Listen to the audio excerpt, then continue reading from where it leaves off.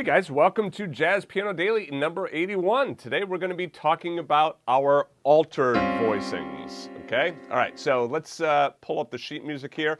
I'm going to also show the sheet music for this lesson as well, for these past two lessons. Remember though, moving forward, to get the sheet music and the full lesson, you'll need to be a full member of Jazz Piano Daily. All right, just go back to jazzpianodaily.com for more information. All right, so here's my basic A7 chord. Okay, now an altered chord is written and the chord symbol is this, ALT. All right, so you see how it says A7, ALT?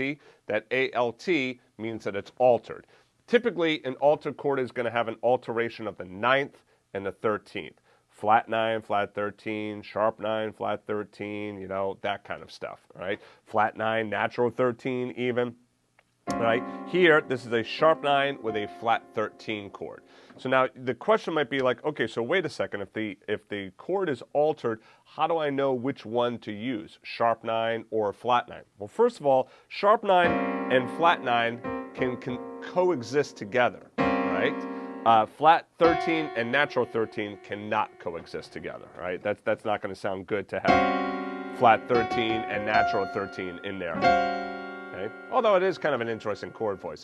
So remember this too. When I say it doesn't naturally coexist together, you could do anything, right? So if you're looking for a really interesting sound, well, there you go. That's kind of a really interesting modern sound there on that A7 with a natural 13 and a flat 13.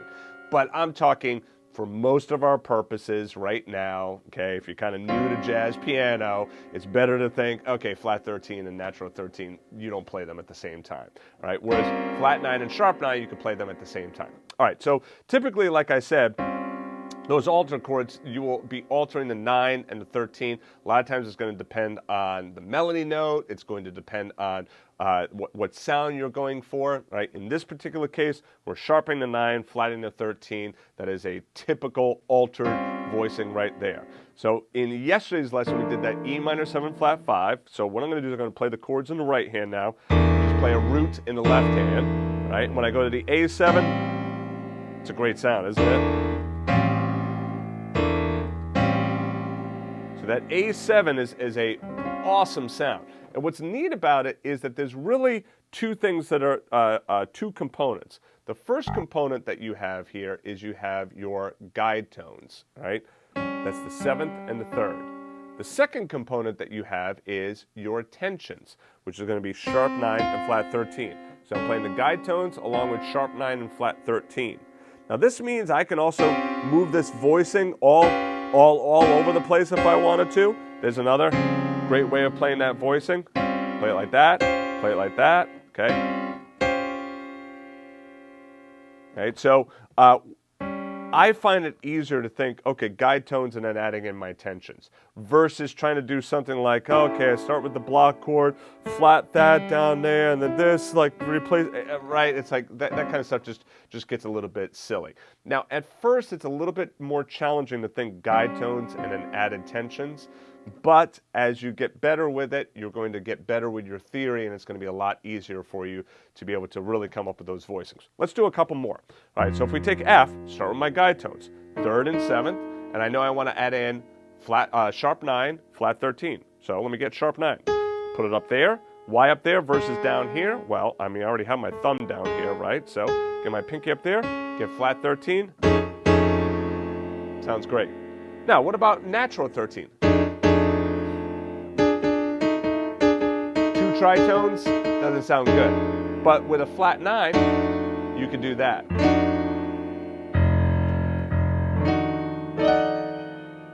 Okay, so flat 9 and natural 13 works well together. Flat 9 and flat 13 also work extremely well together. And so let's do it on G. Get my 3rd and my 7th, flat 13, flat 9, okay, or 3rd and 7th, flat 9, sharp 9. And down here in the left hand, just playing my root 7. Now, if I'm just going to play it all with my left hand, okay, I could also do that as well. So start with the guide tones of the G7, sharp 9, flat 13. Okay, so there's G7. Now, here's another interesting little way of looking at this. Okay, so if you get your A minor 7 chord, okay, so there's your A minor 7 chord. Okay, so this is an A minor 7 chord. All right, so that's A minor, right, or A minor, right, A minor, and then you see here I have my 7, my 9, my 3, and my 5. Okay, that's my minor 7th chord voicing. We talked about that, I think, in like lesson 2 or 3. All right. So now what I could do is keep this bottom note, the 7th there, and then take these top 3 notes and just move them up a half step, and there's my altered voicing. Now, why do I think of it that way?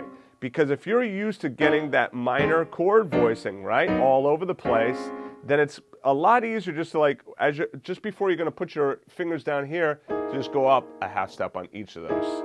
So if you'll realize that, oh, you know what? Yeah, if I can get that shape in the minor 7, then that altered is not that far away. Okay? Another way of looking at it as well is see how you're starting with your 7th and your flat 3. So here I am on C, okay? So that would be my C minor chord voicing, right? But if I move up here, I get my altered. Well, what do you notice on the altered? You have the 7th and the flatted 3rd. Then I do my major 3rd and my flat 13. Okay, so it's almost like I could be thinking of this as like F minor, but rather than just going right down to that, I'm like, let me hit my 3rd up top there first, and it allows me to get to, there's B flat, let's do E flat. Okay, it allows me to get to those chord voicings a little bit easier, right? That's my own trick. You figure out your own trick. You know, if you don't like that one, you figure out what works well for you. All right, so anyway, grab moving from the E minor 7 flat 5 to the A7. We're going to need that for Georgia on My Mind.